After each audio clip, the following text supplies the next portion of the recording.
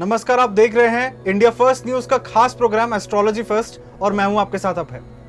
पिछले साल अप्रैल, मई और जून के महीने में 2020 में हमने ये देखा था कि किस तरीके से चीनी सेना ने भारत की सीमा में घुसने की कोशिश करी थी और उसके बाद ये दौर इस तरीके का जो एक लड़ाई का माहौल बन गया था, विश्व पटल में इसकी खबर गई थी और ये माहौल खत्म हुआ जनवरी फरवरी 2021 में।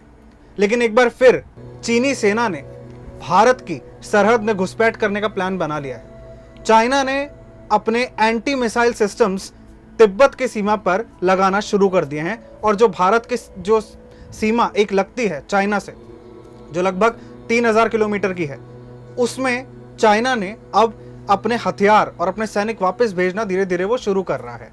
क्या इसके पीछे चाइना की कोई साजिश है?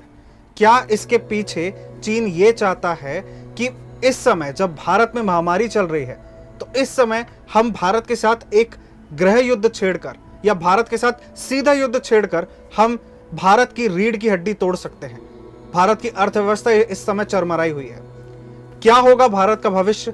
किस तरीके से अगर युद्ध के हालात बने तो भारत इसके साथ कैसे डील करेगा, इससे कैसे पार पा पाएगा?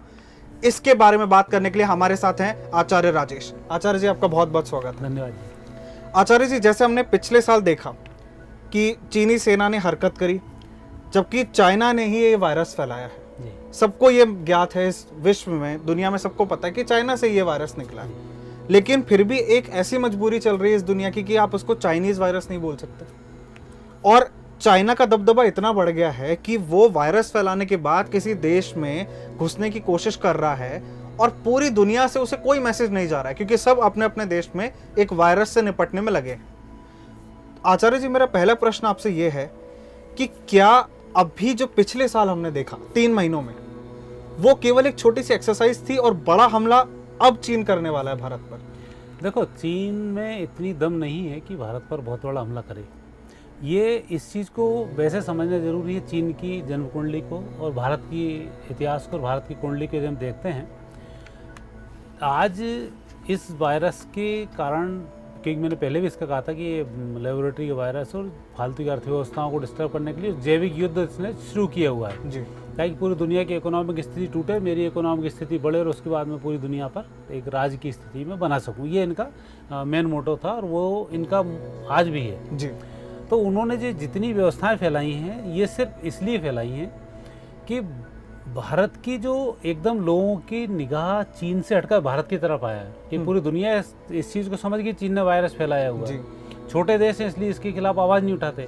बड़े देश, अमेरिका ने तो डंके की चोट पर ट्रंप ने बोला था चीनी वायरस, उसने तो कोई चूका ही नहीं और ये उनका कुछ बिगाड़ भी नहीं पाए। वो बिगाड़ने की कोशिश की थी, 2 उसने फ्लाइट भेजी दिए थे वहाँ पर, तो उसमें घबरा के बैठ गए।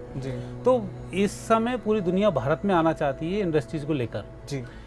भारत का विपक्ष को पहले खरीदा, विपक्ष ने भी यही प्रश्न उठाने शुरू कर दिए भारत के खिलाफ कि भारत का माहौल ठीक नहीं है, भारत का ये ठीक नहीं है। मीडिया ने भी भारत के बारे में नाना प्रकार की गलत षड्यंत्रकारी हो गया है, बिल्कुल मरे जा रहे हैं, ऑक्सीजन की कमी है, वो भारत को नाना प्रकार से जितना प्रताड़ित करना चाहिए वो सब इनने शुरू कर दिया है चाइना के कहने पर।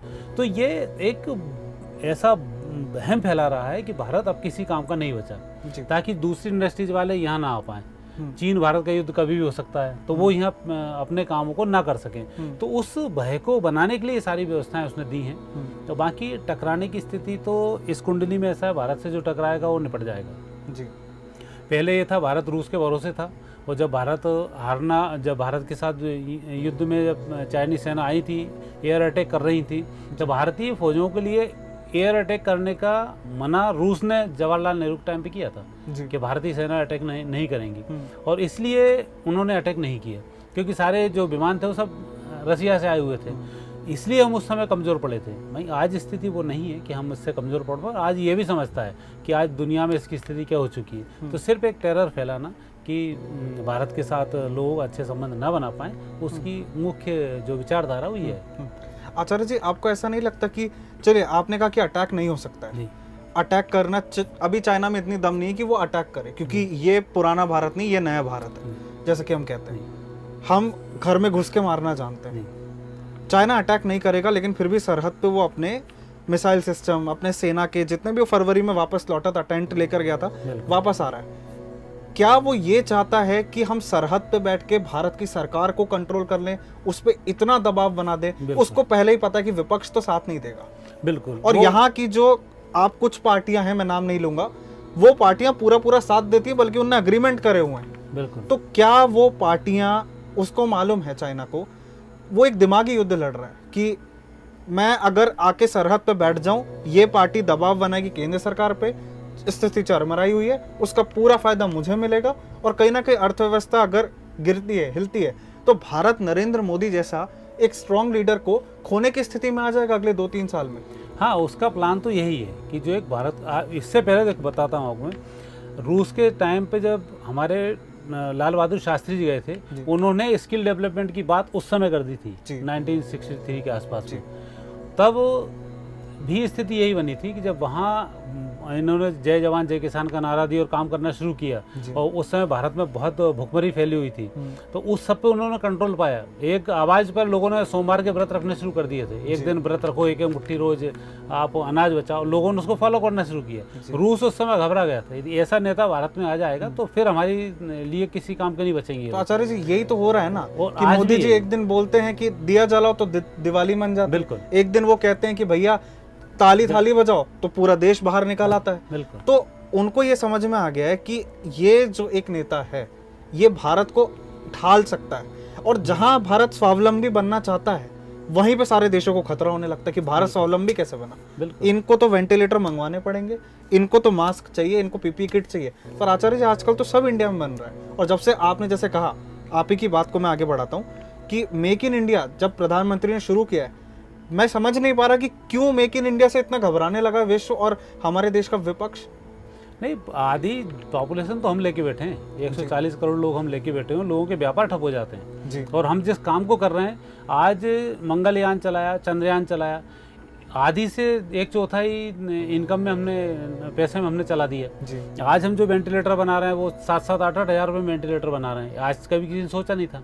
हमारे यहाँ आज आप देखो, कोरोना की दवा बाबा रामदेव ने जुलाई में तैयार कर दी थी, आज वो सक्सेस रूप से आ रही है। अभी भी कल परसों में पेपर में पढ़ रहा था, कोई अनिल कुमार जी हैं, उन्होंने एक दवा तैयार कर दी, DRDO ने, जो कि कोरोनिल से मिलती जुलती है। हाँ, और जबकि चाइना ने वायरस फैलाया, और चाइना कम से कम 4-5 साल से उस पर मशक्कत कर रहा है कि उसकी मैं वैक्सीन तैयार कर लूँ। वो 5 साल से वैक्सीन तैयार नहीं कर पाया कि 14-15 में खोज लिया तो उसने वायरस को फैलाने की तैयारी थी, लेकिन भारत ने एक ही साल में पूरी दुनिया से सबसे कम उसमें और अपनी वैक्सीन बना के भेज दी, तो जो सबसे ज़्यादा सक्सेस है, जिसका रेट सबसे ज़्यादा सक्सेस है। तो ये जो चीज़ें भारत की तरक्की हो रही है, ऐसे ही नहीं हो रही हैं। तो नरेंद्र मोदी या भारत के जो शासक हुए हैं, इनको आप बहुत ऑर्डिनरी समझ के जो भूल कर रहे हैं, गलत कर रहे हैं जी। तो इन लोगों की एक अपनी शख्सियत है, और जिस तरह से रात दिन आप संकल्प के साथ कोई काम करेंगे तो वैसे भी कई शक्तियाँ आपका कुछ नहीं बिगाड़ पाती, तो वही मोदी जी के साथ हो रहा है। और ये पूरी दुनिया में, विशेषकर चाइना ही एक ऐसे देश है, चाइना है, मुस्लिम है, पाकिस्तान है, मुस्लिम कंट्रीज,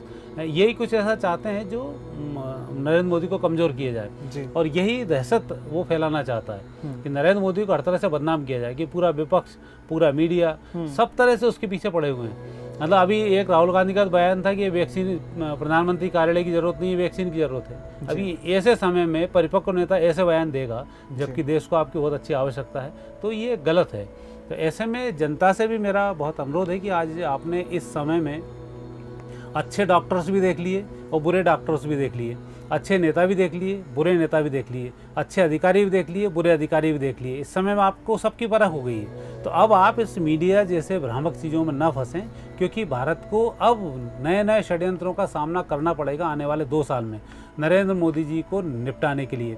हालांकि वो तो मैं ज्योतिषी हूँ, इसलिए ये बात मुझे करना नहीं चाहिए। मुझे तो पता है कि नरेंद्र मोदी जी ना हारने वाले हैं, ना इनसे कुछ होने वाला है, और भारत विश्व विजेता बनकर रहेगा, इसमें भी कोई दिक्कत नहीं है। पर हमें खामियाजे जो भुगतना पड़ता है, जैसे अब बीमारी फैला दी, अब इतने लोग हमारे मारे गए।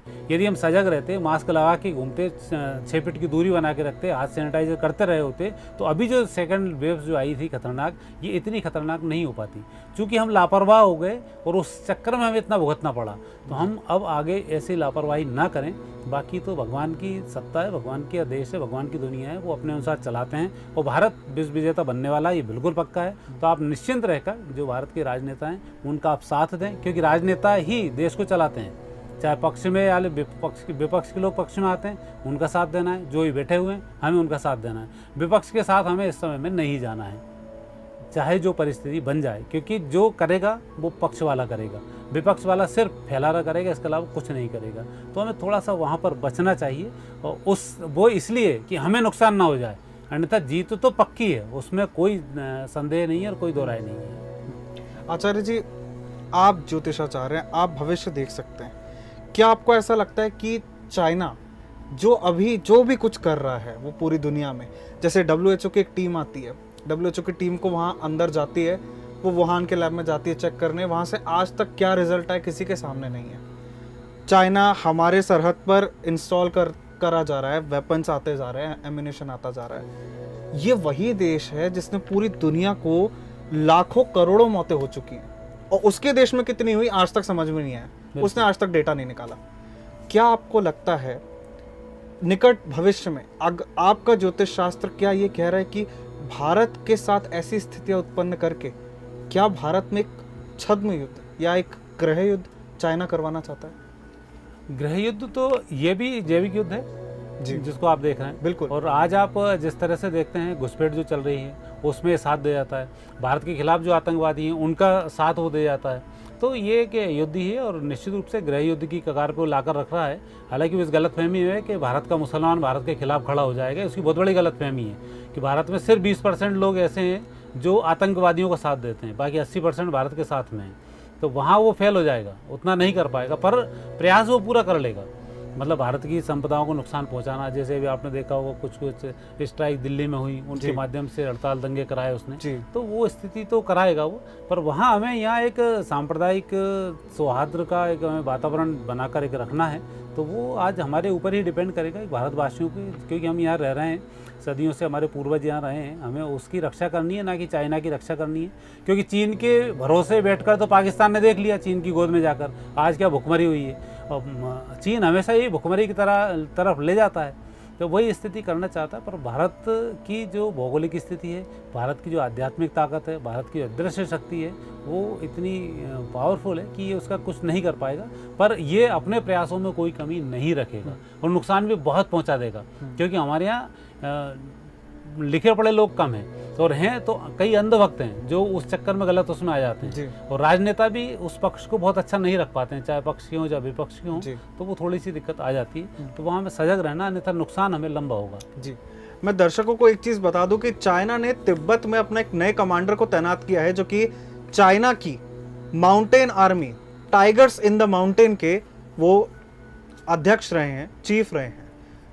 अगर वो तिब्बत में आ रहे हैं, इसका मतलब ये है कि चाइना अब कुछ बड़ा करेगा भारत के साथ, और अगर वो बड़ा करता है तो भारत सरकार इससे कैसे जूझेगी, किस तरीके से चाइना को जवाब मिलेगा? आचार्य जी, अभी लेटेस्ट डेवलपमेंट बिल्कुल नया ये हुआ है कि जर्मनी हो, चाहे फ्रांस हो, चाहे बाकी के जितने भी देश हो जिनको भारत ने वैक्सीन भेजी है और जिनको नहीं भी भेजी है, इजराइल जैसे देश में आज इजराइल ने अपने आप को कोरोना मुक्त कर लिया है। इजराइल ने, ब्रिटेन ने, जितने भी देश हैं सबने, और ये ज़्यादा पुरानी बात नहीं है, शायद मैं आपको कुछ दिन पहले की बात बता रहा हूँ, उन्होंने कहा है कि भारत को किसी को जवाब देने की ज़रूरत नहीं है। भारत उस स्थिति में है कि उसने मानवता की बहुत मदद करी है। जब किसी के पास वैक्सीन नहीं थी तब भारत ने पहुँचाई थी। तो भारत की इमेज, भारत का जो एक छवि है वो बहुत अच्छी बनती जा रही है। पर मेरा अंतिम प्रश्न आपसे ये है, क्या आपको ऐसा लगता है भारत का मेक इन इंडिया, जैसा आपने और मैंने बात करी अभी, भारत ने जिस तरीके से वैक्सीन बना ली, भारत ने जिस तरीके से वैक्सीन बांट दी, और भारत ने जिस तरीके से विश्व पटल पर अपनी एक छवि बनाई है, नरेंद्र मोदी जी ने जो अपनी एक छवि बनाई, वो विश्व नेता हैं। आज के डेट में अगर देखा जाए तो विश्व नेता बन चुके हैं वो। कुछ लोग हैं जो उनकी इस इमेज को, इस छवि को धूमिल करना चाहते हैं। क्या आपको लगता है कि अभी जो स्थिति पैदा होने वाली है, क्या अगर निकट भविष्य में 1 या 2 महीने में अगर चाइना कोई हरकत ऐसी करता है, तो क्या इन 1 या 2 महीनों में चाइना के जो शी जिनपिंग है वो बिल्कुल ही मतलब सक्सेसफुल हो जाएंगे कि नरेंद्र मोदी की छवि खराब कर ले? जुलाई से सितंबर के बीच का टाइम आता है कि इसमें कुछ ही हरकत कर सकता है, मतलब कंफर्म उसमें भी नहीं है। परंतु यदि आज की स्थिति में 2015 से चंद्र की महादशा में भारत गुजर रहा है 2025 तक, और अभी ये बुध की महादशा के बुध की अंतर्दशा में चल रहे हैं 2022 तक। 2022 से पहले यदि कोई भी हरकत चीन ने की तो चीन का जो हश्र होना है वो ना डॉक्टर्स बता पाएंगे, ना इतिहासकार बता पाएंगे, ना और कोई इसको सोच सकेगा। इतनी बुरी स्थिति में आ जाएगा। ऐसा क्यों? ऐसा इसलिए क्योंकि जब बुध की महादशा हो और बुध की अंतर्दशा हो, जी। उस समय में आप चाहे कोई व्यवसाय शुरू कर दें, चाहे कोई भी एक मोटो लेकर कोई काम करना शुरू कर दें, वो टोटल फ्लॉप हो जाता है यदि बुध की स्थिति आपकी पत्रिका में ठीक ना हो। और यहाँ बुध की स्थिति बहुत ठीक नहीं है जी। तो ऐसी स्थिति में अभी पिछले जो 5 साल से जो प्लान कर रहा है वो सारे प्लान फेल हो रहे हैं इसके। ये वायरस का प्लान था उसका, एकदम पूरे उसमें डालेगा, मैं दवा बना के रख लूँगा, पूरी हाहाकार मच जाएगा, दवा मैं इसके में सबसे ज़्यादा पैसा कमा लूँगा। उसका वायरस ही 2019 में जैसे ही इसकी महादशा शुरू हुई सितंबर 2019 को जी 26 सितंबर 2019 को चीन को बुध की महादशा शुरू हुई है और नवंबर उसकी पोल खुल गई जी। तो वही स्थिति अभी है 2 फरवरी 22 तक ये कुछ करने की स्थिति में नहीं है। और अब जो भी ये प्लान बनाएगा बुध की महादशा में, कोई नेगेटिव प्लान हो या कोई पॉजिटिव प्लान हो, वो प्लान सक्सेस नहीं होता है। पॉजिटिव प्लान सिर्फ इस बात का कि हम किसी इंडस्ट्री को खड़ा करें या जनता के लिए हम कुछ करना चाहें या आध्यात्म के लिए कुछ करना चाहें, वही प्लान सक्सेस होते हैं। अन्यथा जिस तरीके की नेगेटिव सोच के प्लान हम करेंगे तो प्लान फेल हो जाता है। तो आपका कहना है कि ये जो भी कर रहा है ये केवल गीदड़ भपकी है? गीदड़ भपकी नहीं है, लड़ तो पूरी तरह से रहा है। ये ज्योतिष की दृष्टि से बता रहा हूँ कि जो ये कर रहा है वो फ्लॉप होने वाला है। मतलब गीदड़ भपकी तो नहीं, वो कर तो मतलब जो करेगा वो उससे कुछ होना जाना नहीं। आचार्य जी, अंतिम चीज मैं आपसे आग्रह करूंगा, देश दुनिया में वायरस फैला हुआ है, लोग मर रहे हैं, चाइना हमारे बॉर्डर्स पे खड़ा हुआ है, ऐसे में आप हमारे दर्शकों को क्या संदेश देना चाहेंगे? मेरा संदेश तो बहुत साफ है जो वैज्ञानिकों ने दिया है। इस प्रकार के वायरस से जिन जिन देशों ने पार पाई है वो सब दूरी बनाकर पाई है, मास्क पहन के पाई है, सैनिटाइजर से पाई है और वैक्सीन लगाकर पाई है। तो भारत चूंकि उस समय में वैक्सीन के लिए जब पीछे पड़ा हुआ था, लगवा लो, तब कोई बोल रहा था इससे हम नपुंसक हो जाएंगे, कोई बोल रहा था विंडाइजेशन कमज़ोर हो जाएगा, कोई बोल रहा था मर जाएंगे। ये गलतफहमी फैलाई गई, उस चक्कर हम 3 महीने पिछड़ गए। लेकिन अब आपको समझ में आ चुका है वैक्सीन ही इसका हल है, तो आप वैक्सीन को लगवाएं। निश्चित रूप से नुकसान करेगी। हमने भी वैक्सीन लगवाई, ऐसा नहीं लगवाई। राजमाता जो कांग्रेस की समझी जाती है उनने भी वैक्सीन लगवाई चुपचाप, जबकि उनको उस समय बता देना था कि हमें वैक्सीन लगवाई, तो उनके कार्यकर्ता भी लगवा लेते। तो ये गलत फहमियाँ ना पालें और कोई गलत फहमी में आप ना आए कि यदि कोई वैक्सीन में कुछ गलत होता तो वैज्ञानिक सबसे पहले अटैक करते, पत्रकार सबसे पहले शुरू हो जाते, क्योंकि भारत का मीडिया तो भारत की नाक कटवाने में तो कोई कसर छोड़ता ही नहीं है। तो इसलिए आप बहुत निश्चित रूप से रहें, दूरी बनाकर रखें। 20 दिन की बीमारी है, 20 दिन में बीमारी समाप्त होने वाली है। तो आप यदि घर बैठे रहेंगे तो निश्चित रूप से 20 दिन में समाप्त हो जाएगी। अन्यथा इस बीमारी से हमें 2025 तक जूझना पड़ेगा, क्योंकि चंद्र की महादशा 2025 तक है। तो उसका आप थोड़ा सा ध्यान रखें। हमने तमाम बातें करी आचार्य जी से और उन्होंने हमारे हर सवाल का बेबाकी से जवाब दिया। हम आचार्य जी से आगे भी इसी तरह से बात करते रहेंगे, उन्हें अपने पास बुलाते रहेंगे, अपने स्टूडियो बुलाते रहेंगे और उनसे निकट भविष्य में होने वाले घटनाक्रमों के बारे में जानते रहेंगे। इंडिया फर्स्ट के एस्ट्रोलॉजी फर्स्ट में आज इतना ही। अगले हफ्ते आपसे मिलेंगे किसी और शख्सियत के साथ। तब तक के लिए नमस्कार।